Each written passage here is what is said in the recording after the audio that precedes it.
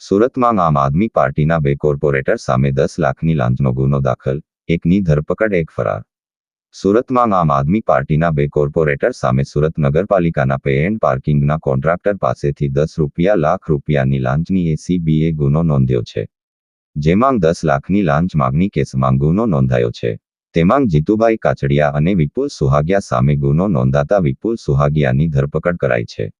આમ આદમી પાર્ટીના સંસ્થાપક અને દિલ્હીના મુખ્યમંત્રી અરવિંદ કેજરીવાલ જેલમાં છે.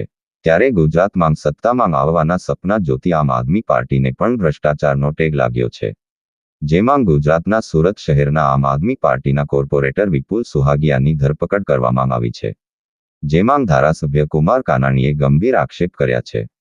આમ આદમી પાર્ટી એ હવે તોડ પાર્ટી બની ચૂકી છે. કારણ કે જેનો નેતા અરવિંદ કેજરીવાલ, એના ધારાસભ્યો, અનેક નેતાઓ, એના મુખ્ય નેતાઓ ભ્રષ્ટાચારના કેસમાં જેલ ભોગવી ચૂક્યા છે, જેલમાં છે. તો આ તો એના કોર્પોરેટરો છે. આખી પાર્ટી ભ્રષ્ટાચારથી ખતબદે છે. દુઃખ તો એ વાતનું છે કે વરાછાની જનતાએ એના પર ભરોસો મૂકી, વિશ્વાસ કરી અને મત આપ્યા હતા. ઈમાનદાર પાર્ટી તરીકે એને મત માંગ્યા હતા અને આજે ભ્રષ્ટાચારમાં ગળાડૂબ છે.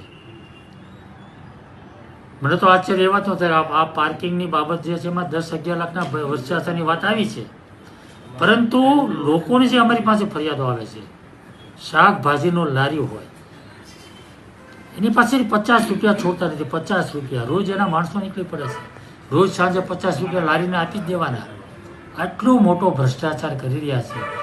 એટલે જેના નેતાઓ ભ્રષ્ટાચાર હોય, એના માણસો, એના કોર્પોરેટરો ભ્રષ્ટાચારી જ હોય અને ભ્રષ્ટાચાર જ કરી રહ્યા છે. આખી જનતા હવે જાણી ચૂકી છે અને એટલા માટે હવે લોકોનો જે વિશ્વાસ તોડ્યો છે અને એ લોકો જાણે છે કે હવે અમારી પાસે 1 વર્ષ છે.